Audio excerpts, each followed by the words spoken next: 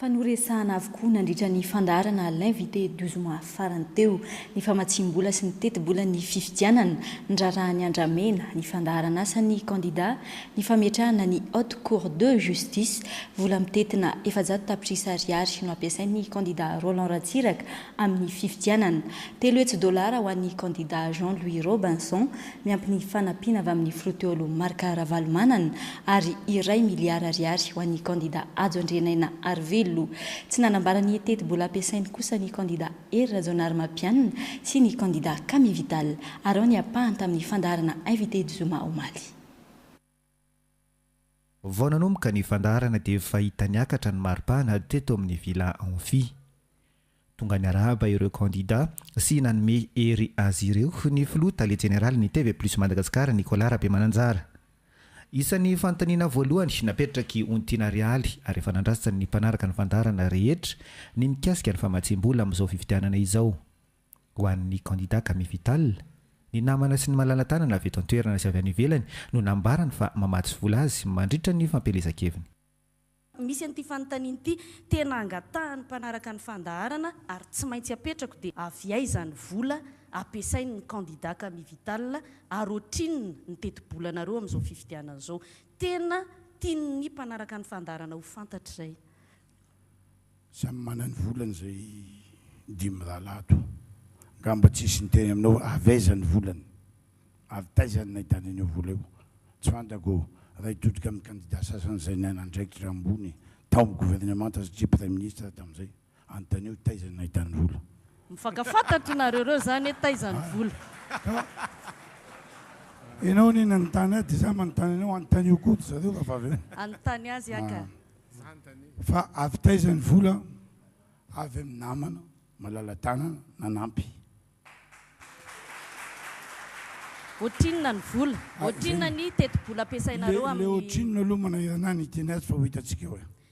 Toraka izany ihany koa ny candidat Hery Rajaonarimampianina izay tsy nanambaram-pahabe maso ny teti-bola ampiasainy na dia efa nanery azy mafy aza ny mpanentana ny fandaharana. Misy miteny hoe tsy mahagaga fa izy ve moa ministra ny vola sy ny teti-bola dia ohatran'ny afangaron'ny olona tonga dia mivantana koa ny fanontaniana avy aiza ny vola ohatrinona ny teti-bola ampiasainareo. So ianao fanteny hoe ministra ny fitantanam-bola sy ny teti-bola izy mahay mitady vola izy ny dikan'izany.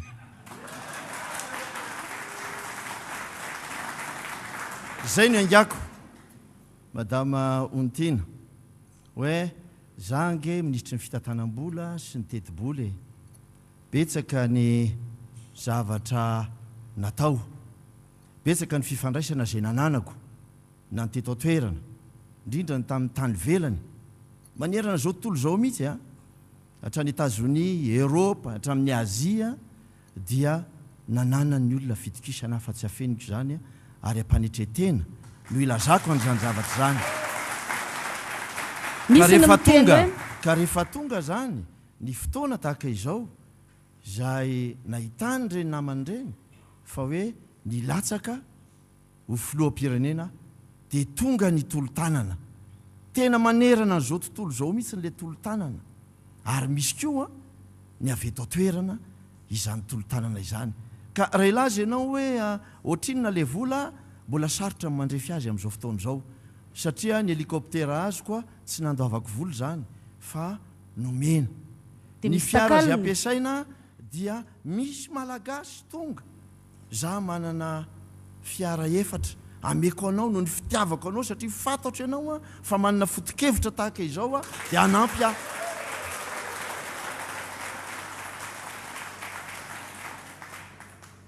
Manahirana ny olona mieritreritra ary fanontaniana alefa ny olona ty hoe ny bourse ampianatra tsy voaloha ny fitakiana rehetra natao. Ny candidat Roland Ratsiraka kosa no laza fa volan'izy mivady madiodio no ampiasaina amin'ny fampelezan-kevitra miampy ny fanampiana avy any amin'ireo namany. Te afantatra amin'izay ary zay satria ianao madio matoa manakina ny hafa avoay indray ary avy aizany ianao ny vola ary ohatrinona ny vola ampiasainao. Mazava be ny ako efa voalaza tanatin'ny déclaration rehetra vola 2 milliards ny ampiasainay ary sa franc vola 2 milliards de francs ny ampiasainay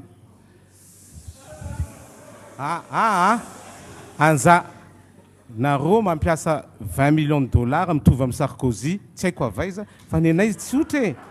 ny anay ay afiaiza rany vola afiaizany vola afiaizany vola za efa ela ny anasako a nanao exportation nanao importation na participation amina société a zay de marina fa misy ampahan'olona koa manome fanampiana kely ho an'ny candidat Jean-Louis Robinson kosa indray dia anambarana fa volany madity io tamin'ny famarotana ny tranony fianakaviany miampy ny fanampiana avy amin'ny filoha teo aloha Marc Ravalomanana izay manao anazy no ampiasainy mandritra ny fampielezan-keviny. Ohatrany lasa ny tombo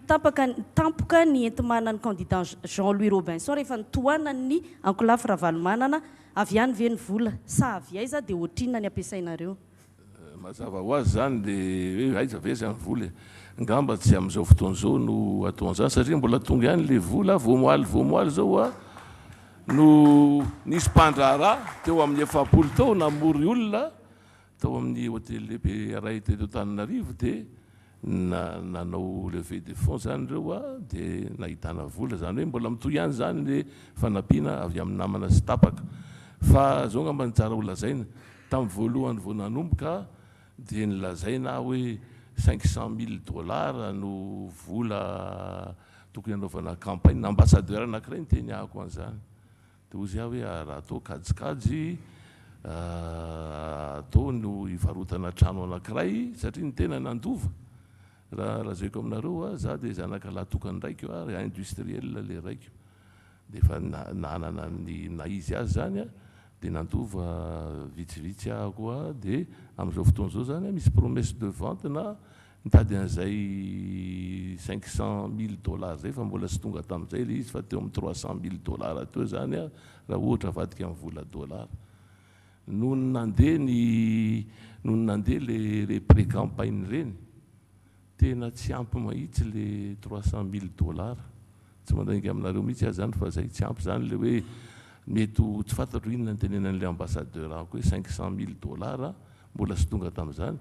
ohatra ny somary sahirakirany ihany kanjo tonga amin'ny fanampiana avy any amin'Andriamanitra nisy nanohana tapoka ny tena tsy azo afeniny zany fa avy any amin'ny filoha Marc Ravalomanana zany tsy hoe vola no nomeny a satria hoe mba anjaranao mitady a manao levée de fonds any Madagasikara fa za dia hanampy aminao amin'izay zavatra mety ho vitako aty Afrika Atsimo. Ny candidat Ajo Andriananarivelo kosa indray dia nilasa fa vola avy amin'ny fianakaviany no nampiasainy ary mitentina 2 miliara ariary miampy ireo fanampiana avy amin'ireo namany. Mikasika ny famatsinany vola somary niresaka ny mpanao gazety hoe fa nilazaiko indray mandeha io za tsy rery fa mananamana dia manana fianakaviana ihany koa miaraka manampy ao anatiny eo mety magaga ny olona zany satria mety tsy mahazatra amin'ny mpanao politika